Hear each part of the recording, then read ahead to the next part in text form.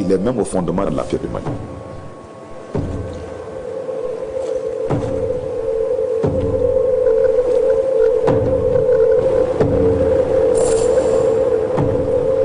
Timbuktu's importance stemmed from its geographical location.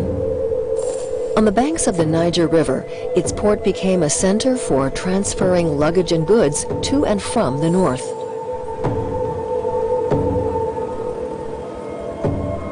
This natural crossroads occupied a strategic position in the trans-Saharan trade.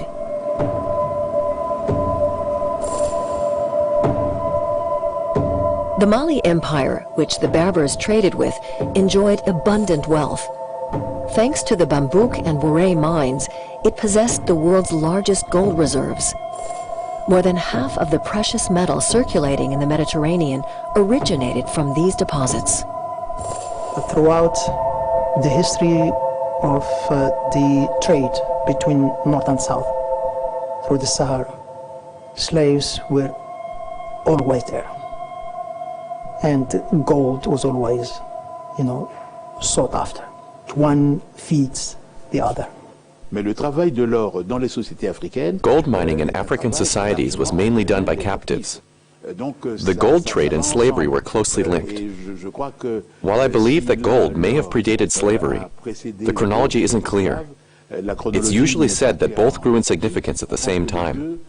Slavery was in fact hidden behind the gold trade. L'or ayant pour effet de dissimuler l'autre pratique. Some of Sundiata Keita's generals never gave up this lucrative business. But the fact is, Sundiata did make a number of efforts to intervene. He reminded his fellow countrymen of the threat that slavery posed to the survival of the Malinka country.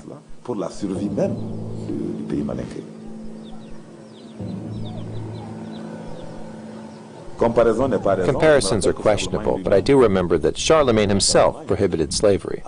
But that didn't stop it. You know, men will be men. Vous savez, les hommes sont les hommes.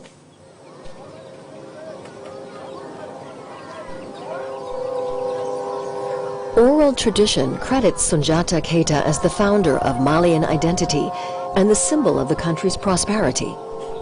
For a century, the Mali Empire reigned over all of Western Africa, leaving behind the desert's greatest library.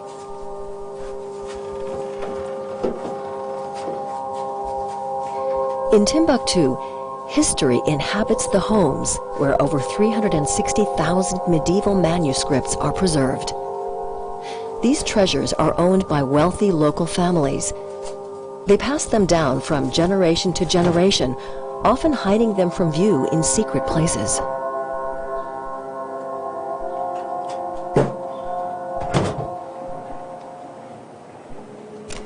Threatened with destruction, tens of thousands of manuscripts are now being restored.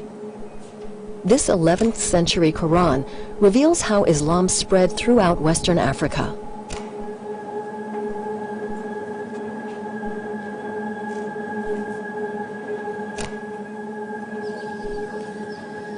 Thanks to merchant contacts between Arab Berbers and African elites, Muslim culture gradually spread among inhabitants of the Sahel region, south of the Sahara, to the point where Sundiata Keita declared Islam to be the official religion of the Mali Empire.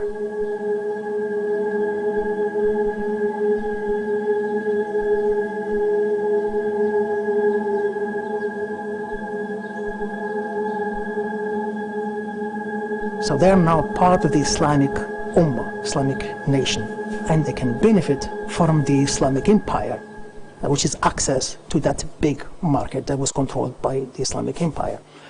And so this connection benefited both the Malians as well as the people in the Islamic community at large.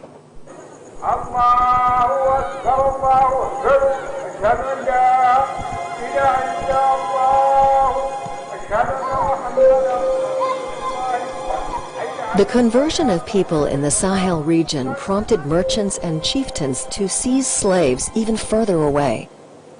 The slave trade expanded south of the Mali Empire to animist populations, who the Arab geographer al-Dimashqi relegated to the fringes of humanity.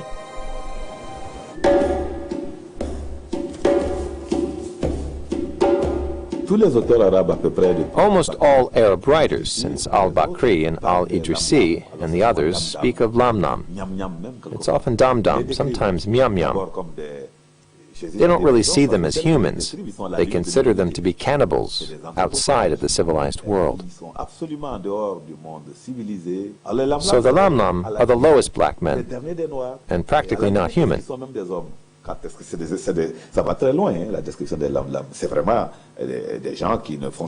These descriptions show that reducing them to slavery was not really a problem from a theological or moral point of view. To turn an individual into a slave, an important element is to portray them as an other, to construct an otherness. And human societies have a broad range of criteria for doing that.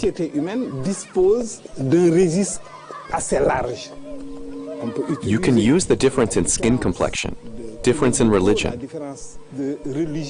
In the trans-Saharan trade, both were combined.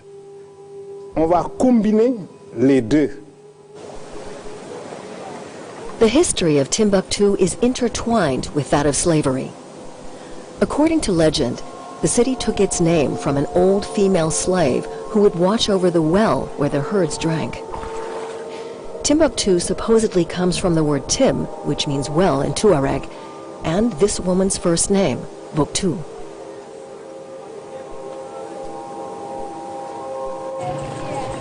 Today, northern Mali remains a caste-based society. In Timbuktu, ancestry determines rank. Whether somebody is free or captive depends on their name and lineage. At the top of the social ladder are the light-skinned Tuaregs, former warriors who have always owned land and weapons. At the very bottom are the Bellas, descendants of slaves who have nothing apart from their capacity for physical work to rely on for survival. Many still cultivate their former masters' fields, aware of their family's slave origins. My name is Alhad Ak Al-Jumad. I belong to the Eme Didaren tribe. My parents were abused by those with a fair complexion. My father worked for them, but not today. He was their herdsman. But those with a fair complexion abused him.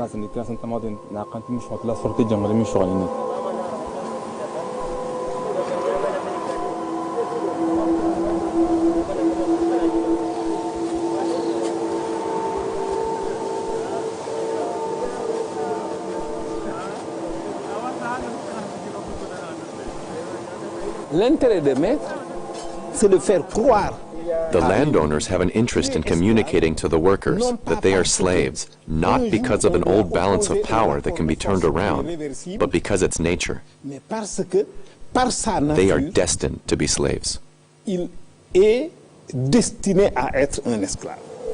C'est une idéologie extrêmement forte.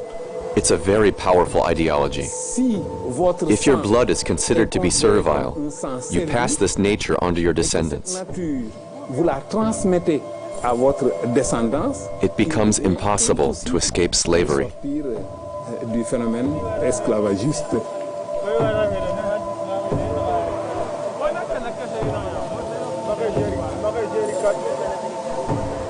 As the slave trade expanded, certain peoples were forever reduced to slave status.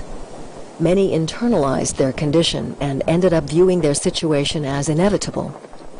By creating entire lineages of slaves, the trans-Saharan trade continually produced workers without resorting to physical violence. Throughout the 13th century, more than 1,000 slaves left the Mali Empire every year. They were joined by contingents from Kanem-Bornu, Ethiopia, and Nubia.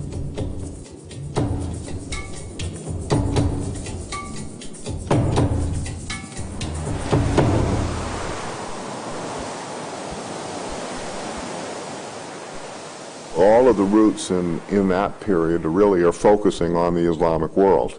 And so the roots come from the peripheries and they go into the centers. And very often along these routes that brought slaves into the Islamic world, you see slaves going actually in both directions as well.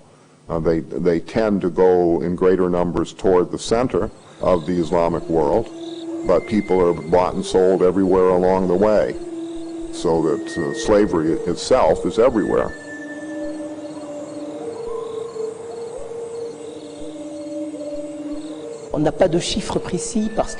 We don't have precise figures. There are no statistics and no systematic studies. But it seems that many more people died and disappeared during the crossing of the desert than of the sea. According to some hypotheses, and some contingents, it was 30%. So 1 in 3 of those slaves being transported never made it to the other side.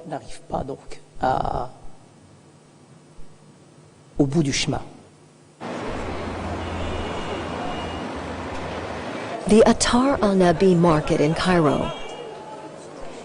It was at this fruit and vegetable market on the banks of the Nile that ships used to unload their goods.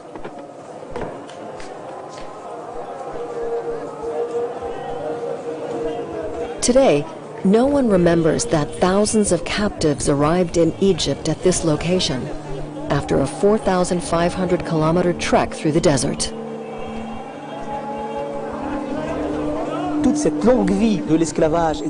This long period of slavery and its memory are a problem today because they've yet to be addressed by historians. So there's widespread misunderstanding and ignorance of history, and it seems this black presence is considered awkward. For example, the Maghreb region is called Northern Africa, but not Africa. We're told it's a white Africa, totally white, and that black Tunisians, Algerians, and Moroccans are strangers, although they've been here for centuries. In Tunisia, they have dreadful sayings like, "May God not blacken our wombs." In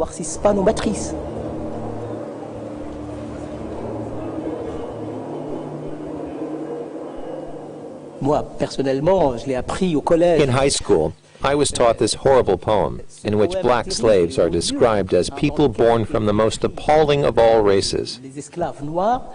Comme étant en effet des êtres issus des races les plus abominables.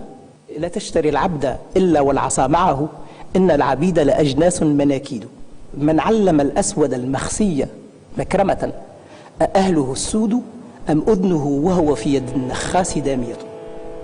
This left a lifelong mark on me. In the year 1324, Mansa Musa, the new Malian emperor and Sunjata Keita's grandnephew, undertook a pilgrimage to Mecca via Egypt. He followed the caravan routes all the way up to Cairo. This journey marked the completion of a long process, the establishment of a massive commercial trading zone between Timbuktu and Cairo. For the first time, a leader from the south met those in power in the north. The Egyptian historian Ahmad al-Makrizi reported on Mansa Musa's spectacular arrival in Cairo. On the night of Sunday 15th Jumada 1st, the moon rose completely eclipsed. Then came Mansa Musa, king of Takur, to make the pilgrimage. He stayed for 3 days at the feet of the pyramids as a guest. He entered Cairo on Thursday 26 Rajab, ascended the citadel, but declined to kiss the ground and wasn't forced to do so. However, he was not allowed to sit in the presence of the Sultan. The Sultan commanded that he be equipped for the pilgrimage. Mansa Musa was accommodated and spent so much gold for what he desired, slave girls, garments, that the rate of the dinar fell by 6 dirhams. Nobody has actually before or after done any trip like that on that scale and with that kind of visibility and that amount of gold. We have documents that they say that he took with him about 12,000 slaves just for his personal service and 80 loads of gold, and every load weighs like 3 quintars, which is basically a lot of gold. Mansa Musa's voyage marked a turning point in history. Word of the mercantile power of the Mali Empire traveled back to the Europeans through the Mediterranean. The Catalan Atlas from 1375 is the first representation of the known world in its entirety. It shows the seas, the rivers, and the deserts of Africa. We see a camel ridden by a Berber, and another one being driven on by a black man following him on foot. In the east, near the Nile and the Red Sea, is the Sultan of Cairo.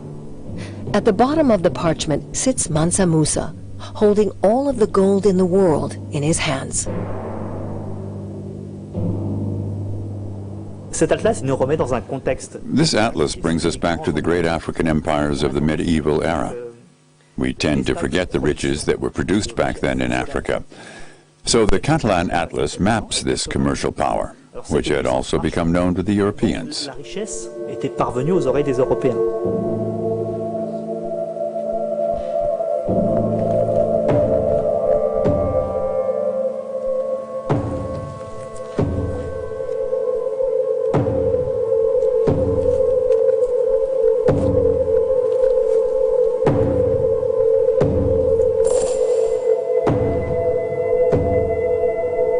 Towards the end of the Middle Ages, 6 great slave trade routes crossed the sub-Saharan African desert all the way up to the Mediterranean. Each was connected to a major port: Algiers, Tunis, Tripoli, Cairo. All were departure points for shipments to the markets of southern Europe: Venice, Genoa, Marseille, and Granada. Some captives were even deported as far as China and Japan. In all, 3.5 million African captives were traded on the slavery routes between the 7th and the 14th centuries.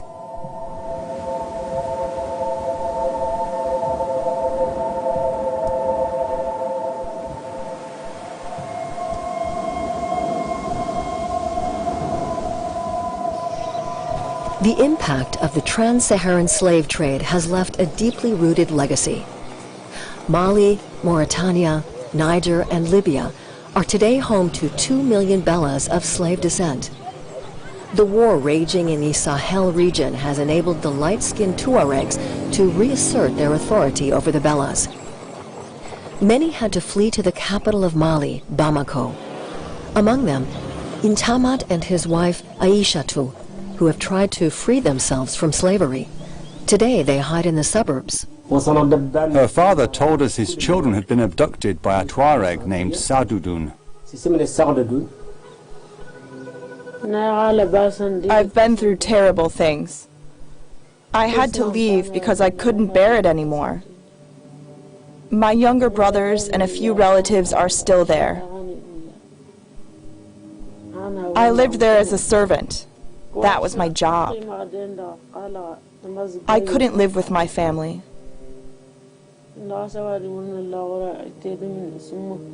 I did everything they wanted. And you got money or animals in return? I didn't get anything, only suffering. Nothing but suffering.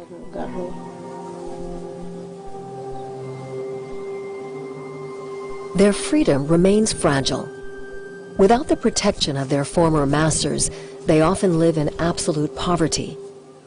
Even living in anonymity in the large southern cities, a mere surname can betray an individual's ancestry.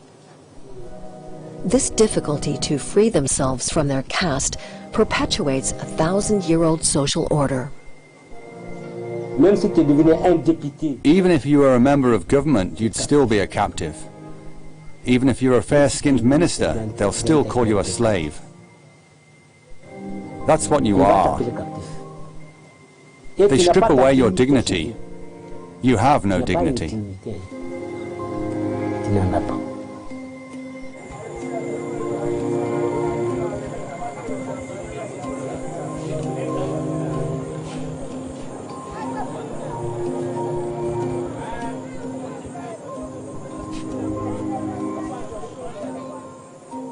Time has redrawn the frontiers of states, yet thousands of Malians, Eritreans, Sudanese, and Libyans continue to crisscross the great trans-Saharan routes.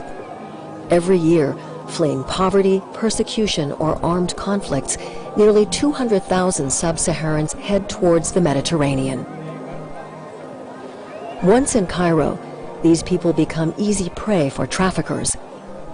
The war in the Sahel region has reawakened the slave trade's legacy, and with it, practices that ought to have been banished to the past.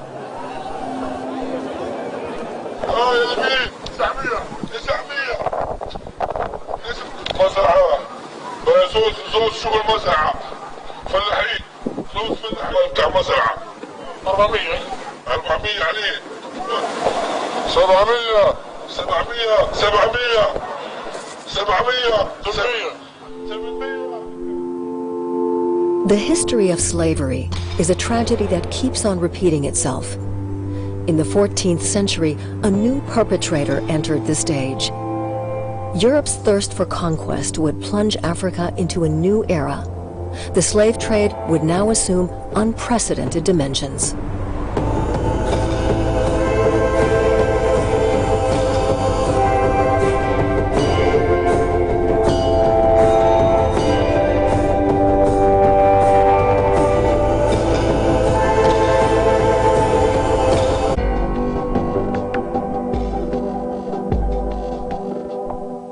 Black snow in southern Siberia.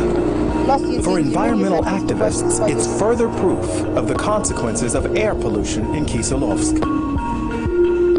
They're demanding the relocation of endangered residents.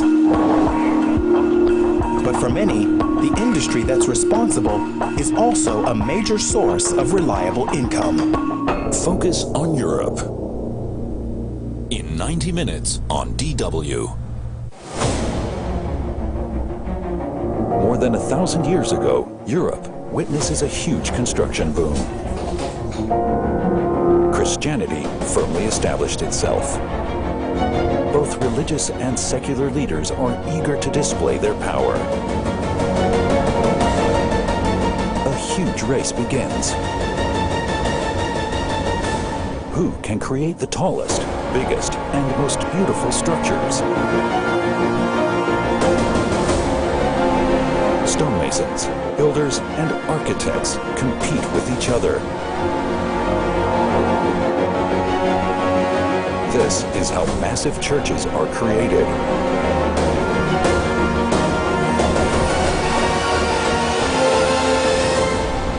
Contest of the Cathedrals starts April 12th on DW.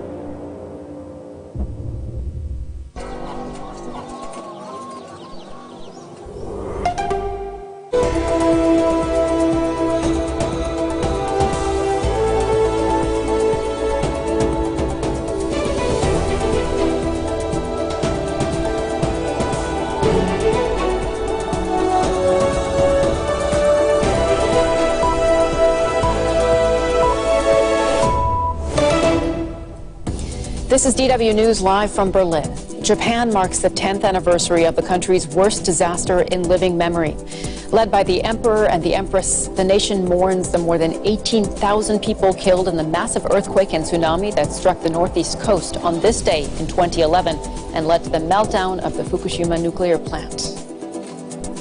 Also coming up, when will the nightmare end? 1 year after the World Health Organization declared the coronavirus to be a pandemic and a threat to the entire world, are we any closer to returning to normality, or is the worst still to come? And in the United States, a major win for President Joe Biden of the Democrats as Congress approves a landmark relief package aimed at helping the economy recover from the coronavirus crisis.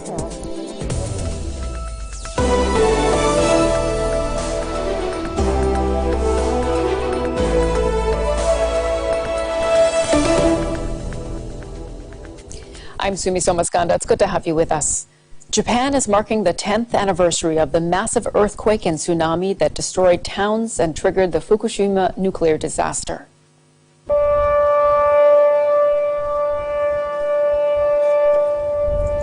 A minute's silence was observed across the country at 2:46 p.m. local time, the exact moment a magnitude 9 quake struck and set off the deadly wave.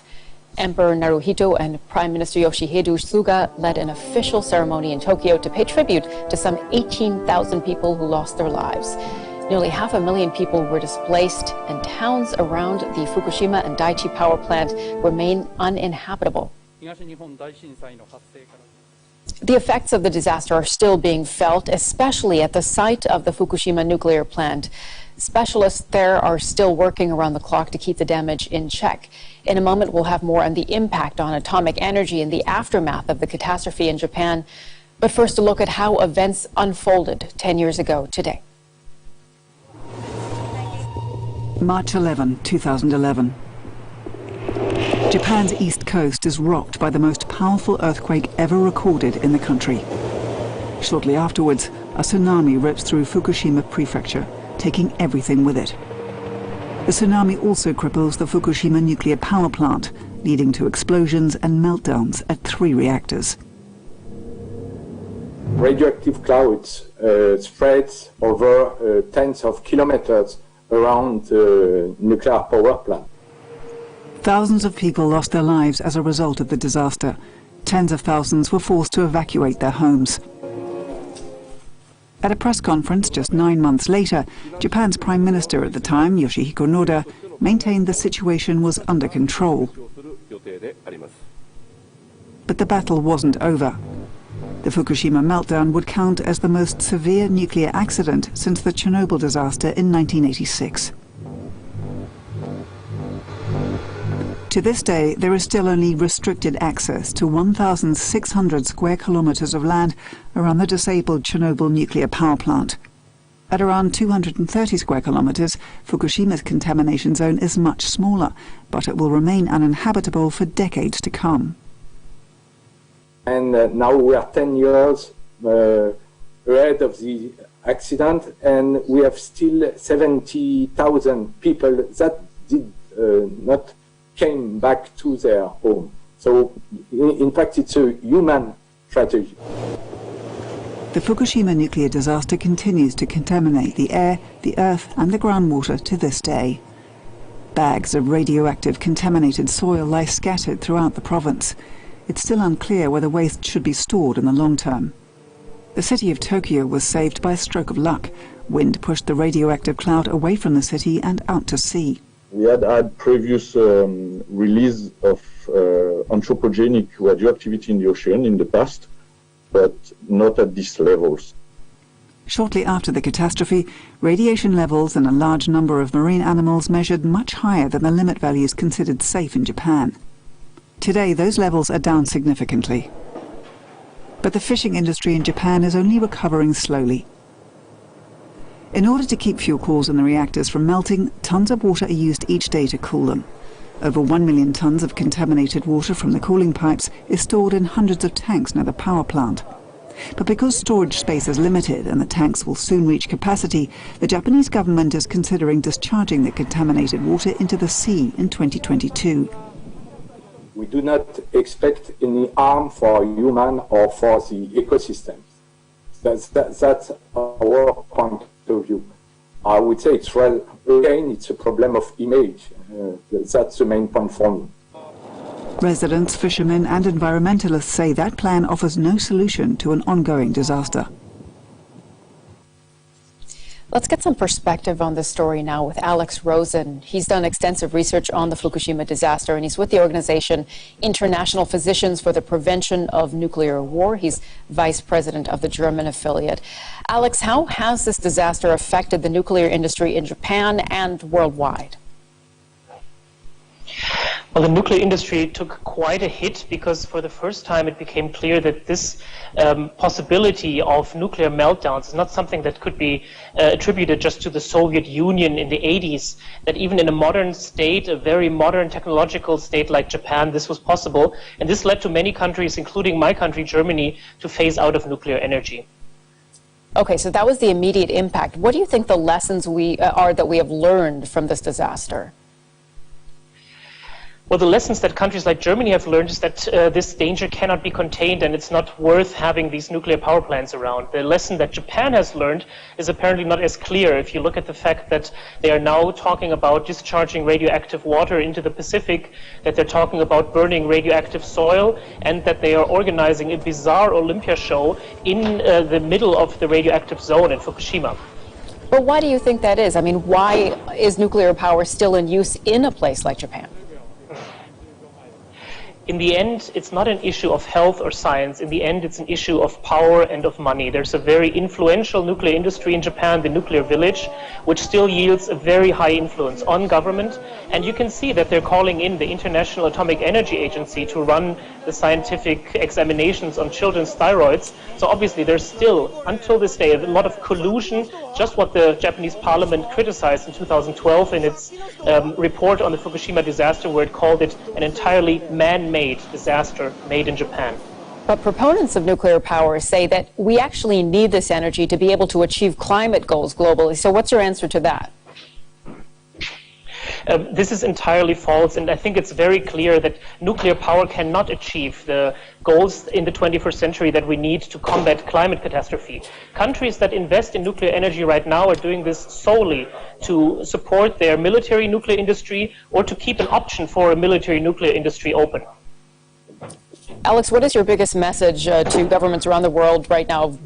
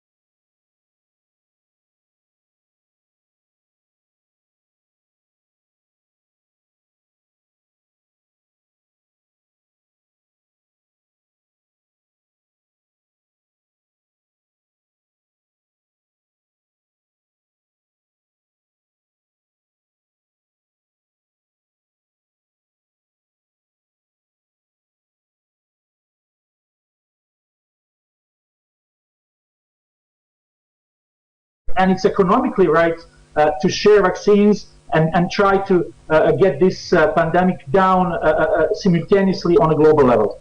And Tarek, if vaccinations are now ramping up globally, do you think that there is a light at the end of the tunnel, or will we be dealing with COVID-19 for years to come? Virus will certainly be among us for a longer period of time, but what we can do collectively is reduce the number of hospitalizations and deaths, and that would then help us gradually open economies, gradually open our societies, because we will not have that psychosis anymore of our loved ones being brought to hospitals and dying. We'll leave it there. Tarek Jasarevic, spokesperson for the WHO in Geneva. Thank you for joining us. Thank you.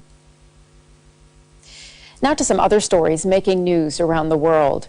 China's parliament has backed the Communist Party's plan to tighten control of Hong Kong by overhauling the city's electoral system. The changes grant Beijing veto powers over candidates. Critics are calling it one of the final nails in the coffin of Hong Kong's democracy movement. A spokesperson for the Myanmar military has said the junta will only be in control of the country for a certain period before elections are held. That news comes amid fresh violence at a protest against the military coup in the central town of Mayang. Security forces shot and killed 6 people. The Reuters news agency says another protester was killed in Yangon. And UN Secretary General Antonio Guterres has called Syria a living nightmare after 10 years of conflict. Guterres said Syrians had endured shocking atrocities. Their suffering is now being compounded by economic collapse and soaring poverty fueled by corruption, sanctions, and the COVID-19 pandemic. U.S. President Joe Biden is preparing to address the nation today to deliver what he is calling a message of hope. It comes after Congress passed a major relief package worth nearly $2 trillion to try to defeat the pandemic and help the economy recover. The American Rescue Plan, as it's being called, includes one-off payments to most Americans and also increases funds for COVID-19 vaccinations. A standing ovation for one of the biggest financial aid packages in U.S. history, promising to bring relief for millions of Americans hit hard by the pandemic. Help is on the way. Half of America's children who are in poverty will not be in poverty because of this bill. Help is on the way. Earlier, House Speaker Nancy Pelosi couldn't quite hide her excitement as the bill cleared its final hurdle. The motion is adopted.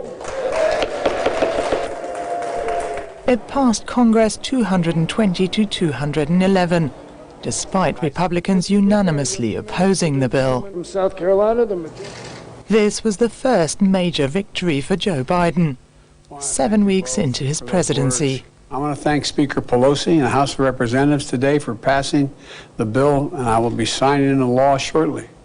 This bill represents a historic victory for the American people. The sweeping relief package is aimed at defeating the pandemic and nursing the economy back to health. $65 billion will be spent on expanding testing and contact tracing and on speeding up the vaccine program. At the same time, hundreds of billions will be allocated to state and local governments and to schools to help get children back into classrooms safely. Businesses will also get support. Weekly unemployment benefits of $300 will be extended into September. And the measure that will be felt most immediately, a one-off payment of $1,400 will be received by most Americans. It will benefit slightly, but I think it needs to be more done. I think we should get a monthly payment, which will help out the economy a lot better. There's a lot of people that are backed up in bills from months prior. And me, I'm one of the people that never got any stimulus yet. So it's beneficial, but it's a tease in the middle of the crisis right now. Polls show that a majority of Americans support the bill. Yet Republicans have criticized it for burdening the country with far too much debt. And some economists have warned it could spur economic growth that might lead to debilitating inflation. Let's get more on this story now with Jessica Berlin. She's a U.S. political analyst who worked in the Senate during the Obama administration. She's now based in Berlin. Jessica, why would you say this package is such a big deal? Thanks. Good morning. This legislation is more than a big deal. This is transformative. We have to remember this is not only a rescue package. The American Rescue Plan represents arguably the largest progressive legislation in U.S. history since the New Deal under FDR.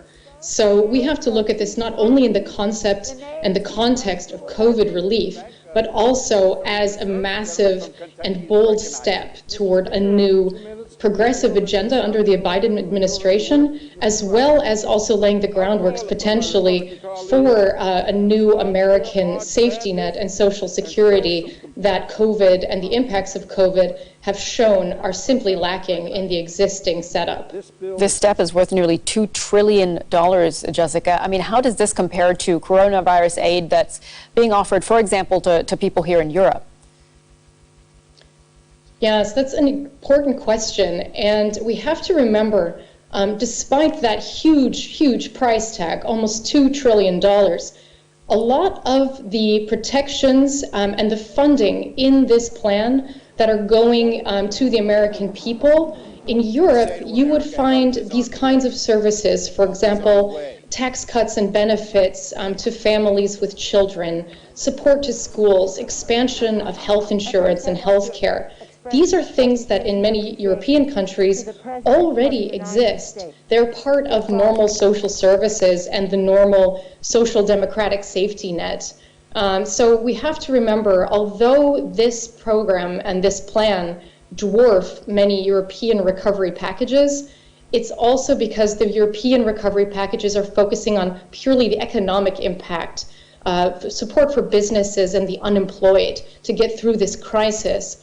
Whereas the social safety net is already there in most European countries, and therefore in America right now, to really help the neediest families, people who have lost their jobs, they are right now out there on their own. And so this package is providing benefits that in Europe are already in place. Jessica, what about what critics say here? So the Republicans say this deal is just too expensive, it racks up too much debt. Economists say that it could lead to inflation. What's your response to that? Any kind of massive injection of capital into the economy, in theory, yes, could lead to inflation. But in this case, in practice, not so much. It's very unlikely. And there's a simple reason for that. This is a recovery package.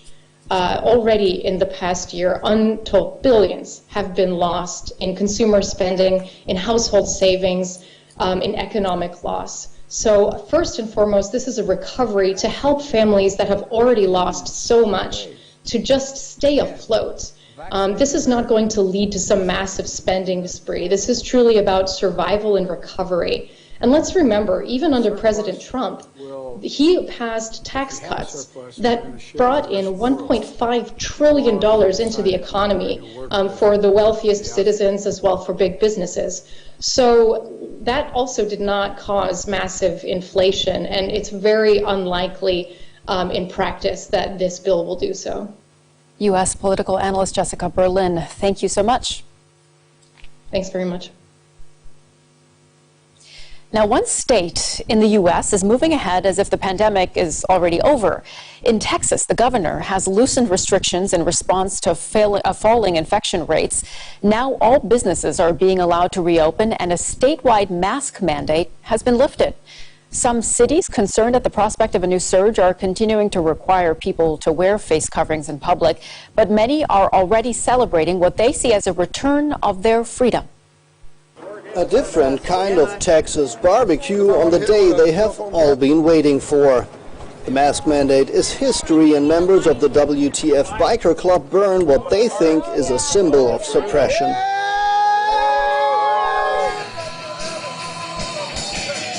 It is an extremely happy day for us. We are elated out here. We put this event together and invited the community to come out, and it's been a great turnout. We are all celebrating, our freedom. That's really what this is about. At the University of Texas in Austin, vaccination is underway, but with new variants spreading, many here think that it's still too early to drop the mask mandate. We're nowhere near herd immunity, so myself, again, I'm going to wear the mask. It certainly doesn't mean the pandemic is over, and I think it could likely lead to another spike. I honestly think it wasn't a smart decision made by Abbott. I know that these next 2 months, March and April, are very important and crucial into being able to be more in control of the pandemic. Mask or no mask, the topic remains highly controversial in Texas, and it could end up in the courts. The city of Austin has issued its own mask mandate, and that has led to a new dispute. The state of Texas threatened to sue the city if the mayor doesn't drop his mask mandate. The question of wearing a mask continues to be a highly divisive topic here in Texas and across the United States. Bar owner Taylor Zebard has reopened his brewery, but continues to demand masks for his customers. He says the state left him and the hospitality industry alone with the pandemic. With the mask mandate, it gave us a little bit of power to enforce these rules, and the onus is on us now to keep our people safe and keep the public safe. And we don't really have a last line of defense there and within the state. Friend or foe, for now the WTF Biker Club members are glad they've given their masks the boot. Now, Mexico's lower house of Congress has voted in favor of legalizing recreational marijuana use. The legislation, which still needs final approval by the upper house, is partly aimed at curbing drug-related violence that claims thousands of lives every year in Mexico. Mexico's marijuana smokers have every reason to be high. Their long-running campaign to legalize the plant is almost a reality, after lawmakers inside the lower house of Congress approved a bill that permits recreational use and introduces farming licenses. Campaigners say the legislation is a step in the right direction. This law will allow cultivation, both self-cultivation of a number of plants per person and per property, and also associative cultivation, community cultivation through cooperatives, associations, and finally the national production. Last year, Mexican police seized more than 200 million tons of the plant. Supporters hope the changes will alleviate the plague of violence wrought by the illegal drug trade, though analysts are sceptical. Among those pushing for a change is a former president turned cannabis lobbyist. First, I'm driving the growth of the market to take it away from criminals, and that is fundamental. It will reduce violence. Second, there is no doubt that what this plant produces benefits people, patients, and those who are willing to buy these medicines. The bill is expected to sail through the upper house of Congress before the end of April, making Mexico the largest legal pot market in the world. Okay, just one sports item for you in Champions League football. In the round of 16, Liverpool have beaten Bundesliga team RB Leipzig 2-0 to advance to the quarterfinals after also winning the first leg. Mohamed Salah scored Liverpool's first goal in the 70th minute, and Sadio Mane netted another 4 minutes later. Also on Wednesday, Paris Saint-Germain drew 1-1 with Barcelona, but go through to the quarterfinals on aggregate after having won their first encounter.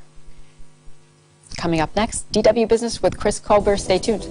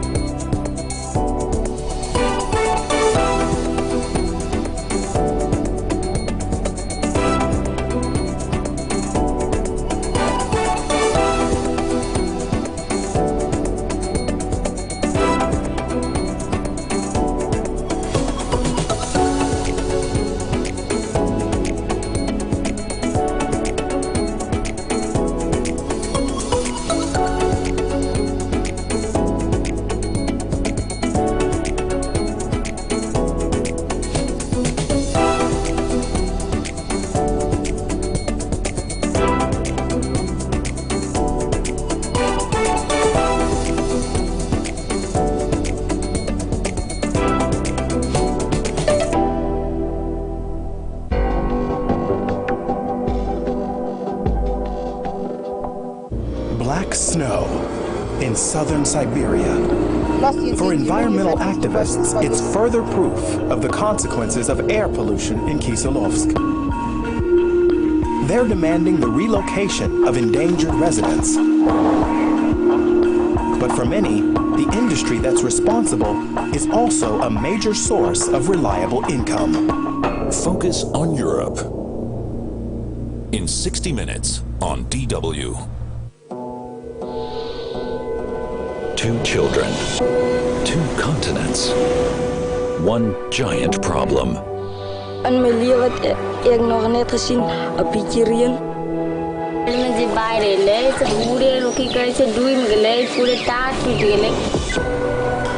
How will climate change affect us and our children? Learn more at dw.com/water.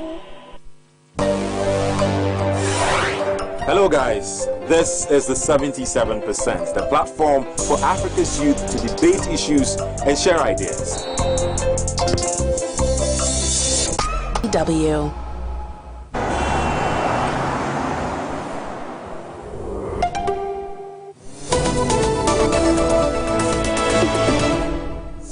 An earthquake that shook the world.